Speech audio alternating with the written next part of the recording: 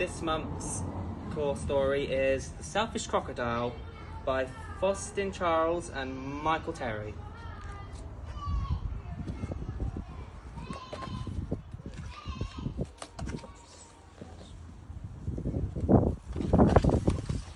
Deep in the forest, in the river, lived a large crocodile. He was a very selfish crocodile. He didn't want any other creature to drink or bathe in the river. He thought it was his river. Every day, he shouted to the creatures of the forest, "Stay away from my river! It's my river! If you come into my river, I'll eat you all."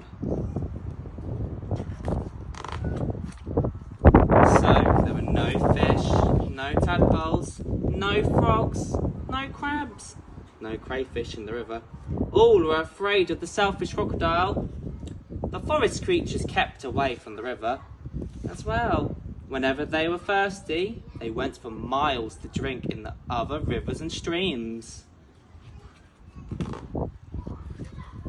Every day, the crocodile lay on his great big back in the sun, picking his big, sharp teeth with a stick.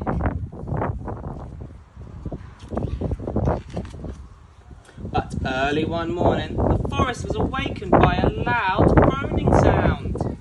Something was in terrible pain. The creatures thought that it was an animal caught by the crocodile. But as the sun came out brightly, they saw that it was the crocodile who was in pain. He was lying on his big back, holding his swollen jaw, and he was crying real tears. The creatures drew closer, but not too close. Some of the creatures felt sorry for the crocodile. "What's the matter with him?" asked the deer. "I don't know," said a squirrel. "Maybe he's going to die." If that happens, it'll be safe to go into the river.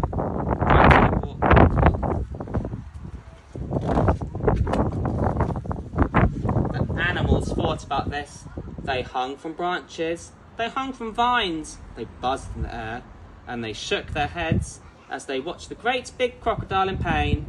No animals tried to help. Suddenly, a little mouse appeared, sniffing in the air. He ran along the crocodile's tail, then onto his tummy. The other creatures stared. "Don't the mouse," chattered a monkey. "He's either very brave or mad."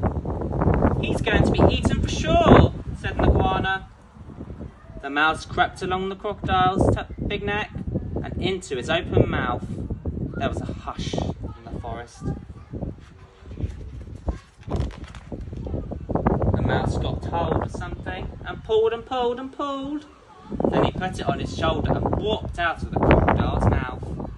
There was a loud cheer from the astonished creatures. The crocodile sat up and said, "I don't feel any more pain. It's all gone." Then he saw the mouse walking down his tummy, carrying an enormous crocodile tooth on his shoulder. "Your bad tooth was giving you a toothache," answered the mouse, turning around to face the now smiling crocodile.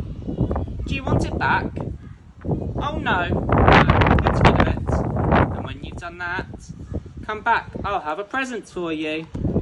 The mouse went and buried the bad tooth under a tree. When he returned, the crocodile had a nice juicy nut waiting for him. As the crocodile watched the mouse eating the nut, he said to him, "You were very clever getting rid of my toothache, and kind too. I am so grateful. But what shall I do if my toothache comes back?" "Don't worry, I'll help you take care of your teeth," answered the mouse, nibbling. Soon the crocodile and the mouse were the best of friends. And one day, the crocodile sent all the animals an invitation. "Please come to drink and bathe in the river. I won't hurt you. The river belongs to all of us," he said.